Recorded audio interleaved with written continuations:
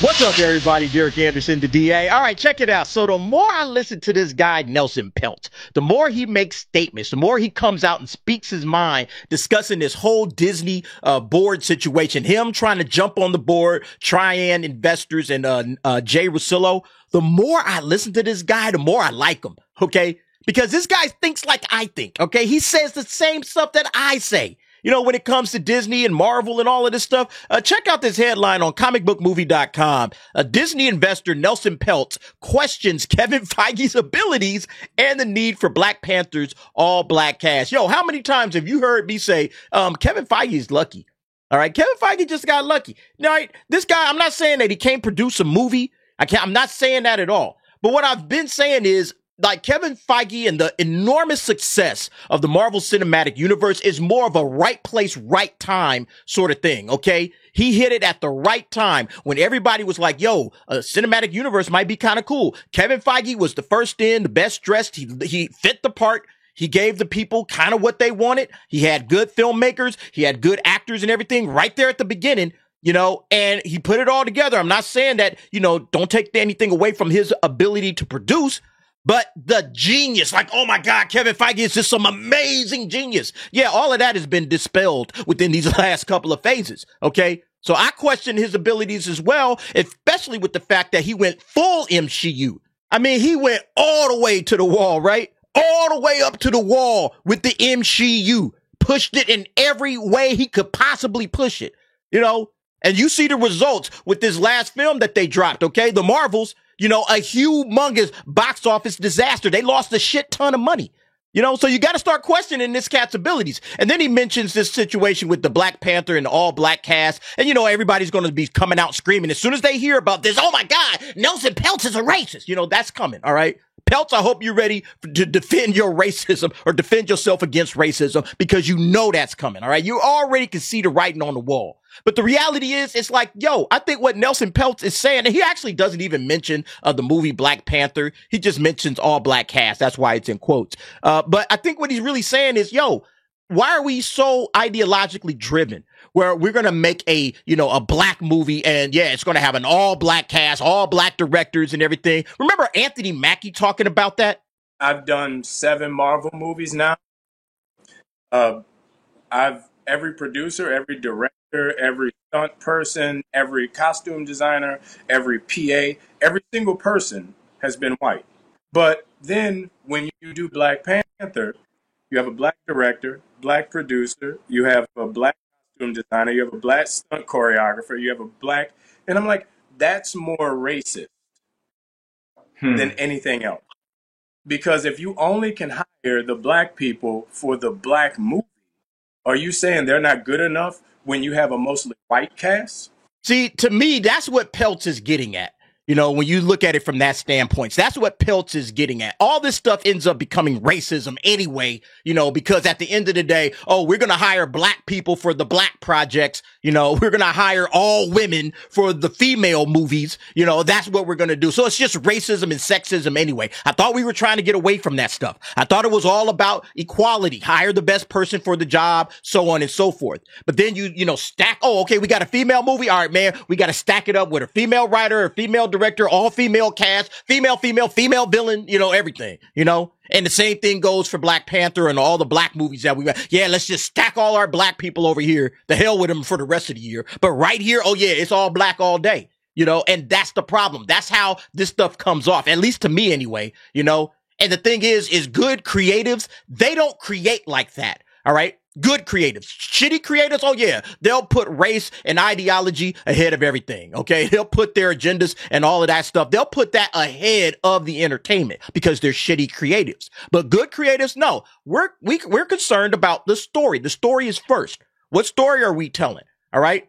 When you're doing this type of crap, all right, when you're doing an all-black cast, this is ideological, okay? This is all about agenda right here. But let's go ahead and see what else Nelson Peltz is talking about.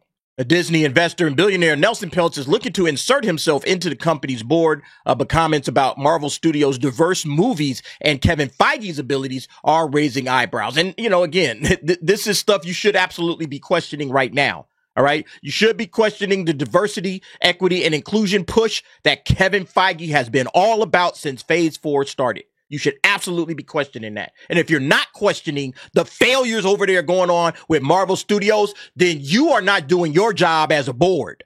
You know, if you are not questioning, hey, what's going on with this cat, Kevin Feige? Are we doing the right thing with this diversity push? If you're not questioning that, and you're going to say, oh my God, he's a racist. Listen to this guy. You know, he doesn't want diversity. When you're losing the kind of money that they've been losing, okay? And I mean, they've lost a ton of money on their films and their projects. When you're losing money like that, you got to question this stuff. All right. It should be raising eyebrows. Kevin Feige's track record, and not just Kevin Feige, but all of Disney. The track record of Disney should have been raising some eyebrows. Yo, what's happening over here? So I'm going to jump right to this article. This is where they got the quotes from the Financial Times. Says, investor Nelson Peltz, I'm not trying to fire Bob Iger. I want to help him. Yeah, that's what he wants to do. You know, he doesn't want to get rid of Bob Iger. I think he probably wants a succession plan. All right. Because Bob Iger has already failed at that twice. You know, with Chapek, and then when he was coming back, he was supposed to have a successor ready to go by the end of this year. That's clearly not happening. All right. But yeah, he was supposed to get all of this stuff laid out and have it ready to go. He has no idea. So I think that Nelson Peltz is like, yo, I want to help Bob. All right. I want to help Bob kind of focus this company where it needs to go, get everything on the right track. Okay. And number one thing, and it says it right here, keeping politics out of the boardroom. Exactly. You know, we don't need politics in the boardroom. We don't need politics in entertainment, period. All right. Pushing an agenda, pushing ideology instead of pushing entertainment, pushing creativity. Yo, let the creators be creative, but don't, you know, handcuff them to, well, you know, we got this, you know, DEI push that we got to get out there. You know, we got to get all of that ESG money that's flowing through if we have, you know, our, you know, if our film is made up of a certain amount of, you know, racial minorities, you know, underrepresented groups. That's what they call them, underrepresented groups, you know, and it's like, yo, let the underrepresented groups prove their worth. And then let them climb the ladder the same as everybody else. Let them compete. You know, that's what it should be. But anyway, let's get into this quote. So it says, Peltz insists he's not an activist investor. I wanted to invest in companies that are good companies, but they're just sort of missing it a little bit. That's still the attitude. This neatly segues into Disney, where Peltz has been on the warpath. Disney is stupid because I'm not trying to fire Chief Executive Bob Iger. I want to help him, he says, unsolicited. We don't fire CEOs. Now, Disney said that Peltz has not presented a single strategic idea to the board during 2 years of campaigning for board seats. When I bring this up, Peltz launches into a critique of Disney's movie business, which even Iger admits had a bumpy 2023. They say we know nothing about the movie business. We don't claim we do, but I don't think they do. With 5 big losers in a row, they've lost first place in animation. They've lost first place in features. Maybe it's time to change management in those divisions. I mean, yo, 5 big losers in a row. Is he lying? The man's not lying at all. Check this out. So this is what Nelson Peltz is talking about right here, okay? When he's talking about these 5 flops in a row, all right, these 5 straight flops. I added Quantumania. That came up a little bit earlier in the year. And then right after Quantumania, you know, after it flopped, you know, then we got Guardians 3, and Guardians 3 did break even or make a little bit of money, all right? But after that, all right, it was 5 flops in a row, from The Little Mermaid all the way down to Wish, okay? And here's the thing. You need these films to do well, all right? These are tent-pole blockbusters. And when you say tent-pole, a tent-pole is the pole that holds up the whole tent, all right? It's holding up all the Disney. It's paying for all of these other projects that Disney wants to do. You know, it's paying salaries. It's paying for other projects. They need these films to do extraordinarily well. That's why they don't have a problem saying, yo, let's go ahead and drop 150, 200, $250 million into these joints. Let's go ahead and do it because, yo, we put the money in, we'll get that return on our investment. But they didn't get that return on their investment. As you can see, it's just red down the board. Loss, and loss again. All right. They lost a ton of bread last year on what should be their biggest IPs. All right. Marvel twice lost. Indiana Jones. That's a big IP. They probably can't do another Indiana Jones movie at this point. You know, they're going to have to let that thing die all the way out and maybe come back to it. Who knows? You know? And then, of course, Disney princesses with Little Mermaid, you know, just their animated stuff, Haunted Mansion. They lost a ton of bread off of their top IPs. And this is the point that I think that Nelson Peltz is trying to make. It's not just even the financial losses, all right? It's the loss of reputation, okay? It's the reputational damage, what I always say, the brand damage that you've done, not to just these individual, you know, franchises like Marvel and Disney Princess and Lucasfilm, but the brand damage you're doing as to Disney as a whole, okay? The brand damage that Disney is taking, where people do not trust this company whatsoever, because there's going to be some woke nonsense in there. They're going to be pushing social messages instead of just entertaining their audiences. That's what Disney is about at this point. And see, Nelson Peltz, I think, is coming in and saying, yo, stop, time out. Okay, we got to change directions. All right, we got to change directions. That's why he's questioning, Kevin Feige. Yo, Kevin Feige, you were putting all kind of woke nonsense in Quantumania that a lot of people like, that should be raising eyebrows, and all the rest of these films. Okay, there's problems over there. And Nelson Peltz is not crazy to say, yo, can we start addressing some of this shit? Because it's starting to hit everybody's pockets. It's starting to hurt the bottom line. Is it time for Kevin Feige to go, I ask, referring to the president of Marvel Studios, who oversaw the highest grossing film series of all time before the recent rough patch? I'm not ready to say that. That's Peltz saying this. I'm not ready to say that, but I question his record. You should be questioning all of these cats at this point. There should be no, we can't really question him because look what he did in the past. What have you done for me lately? Yeah, you did your work in the past. That's why you're still here now. That's why we haven't fired your ass already. All right, because of what you did in the past. But we still need to start questioning what you're doing today and what you're going to start doing moving forward. We got to get this woke nonsense out of here, Kev. And you seem to be a true believer. All right. You are knee deep, elbow and waist deep and shoulder deep into the ideology. Okay. You need to step away from that. You need to start just entertaining people again. Look, this quote right here is perfect. People go to watch a movie to be entertained. They don't go to get a message. Precisely. The messages got to go. Okay. That's the main issue when it comes to this stuff. The messages have got to go. Iger acknowledged last year that his company is focused too much on movie messaging and not enough on quality storytelling. Peltz agrees that Disney has become too woke. People go to watch a movie or a show to be entertained. He says they don't go to get a message. Yeah, again, think about what you're going to something for. You go to the grocery store, you want to get groceries, right? You go to the grocery store and it's like all they got is like tire and auto parts. You're going to be like, where's the food? I'm here to buy milk and eggs and meat and other stuff, and all we got here is just stuff that I didn't come in here for. It's the same concept. When you go to a movie, you didn't go there to listen to a sermon. You didn't go there to get preached at. You didn't go there to get lectured. All right. We have church and we have TED Talks and we have all of these other avenues for, getting the message across. All right. So if all of these woke ideologues want to get a message across, open up your TED Talks, go down to church and get it on. All right. But here in the entertainment industry, we are here to entertain. And when entertainment comes second, that's when you start losing bread. Returning to woke Disney, he takes aim at the Marvels and Black Panther, which portrayed female and black superheroes respectively. Why do I have to have a Marvel that's all women? Not that I have anything against women, but why do I have to do that? Why can't I have Marvels that are both? Why do I need an all black cast? Well, you see, Nelson, because the company is, as it says right here, the company is woke. Okay. And this is what woke people do. This is all they know. All right. All they know is the message. Okay. All they know is all women. All right.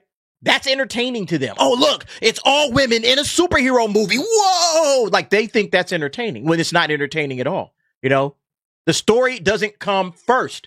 All right. What comes first is all women, all black. Okay. Yeah, we're going to have this all black movie and it's going to have black superheroes and we're going to do a celebration of African heritage, which is great. Okay. I have no problem with that, but the story has to come first. And if the story sucks and the story's a bad story, it just doesn't matter. You've done all of this crap a disservice now. All right. You've done all women a disservice. You've done all black a disservice because you didn't have a good story that goes before your ideology. All right. The entertainment needs to come before the message and the agenda. If it doesn't, it doesn't matter. That's what Nelson Peltz is getting at. I don't even think he's like necessarily talking about these movies specifically. All right. He's just saying as an idea, why do we have to have something that's all women? Why do we have to have something that's all black? Where's the entertainment factor in that? Is all black entertaining in and of itself? No. Okay. So then let's, find the entertaining, aspects of a story first. And then, okay, now, we can do Black Panther because the story is entertaining. We can have these characters out here, but if the story doesn't entertain us, it just doesn't matter, So I don't necessarily think he's all the way taking aim at these two movies like this article says. I read this a little bit differently, but everybody has their own opinions, to each their own. But yeah, the rest of this article, right, kind of goes into some of his thought processes. I'll leave a link in there if you want to read this up. But yeah, he mentions this right here. You've got to get these politics out of the boardroom. Okay. Says Ben and Jerry's. He's talking about like an issue they had with Ben and Jerry's. Ben and Jerry's job is to sell ice cream, not make political statements. And these people use anything for a soapbox that they have no right to do. What do we see with Disney? Disney, they jumped into the same fray. You know, using a company to make a political statement about what was going on down there in Florida. And it cost the company dearly. You know, it cost them reputation. It cost them Reedy Creek. You know, like that stuff right there. I guarantee you, Peltz is like, yo, he was probably looking at that and saying, we got to get on this company. Okay. We got to get on the board because this company is destroying itself. All right.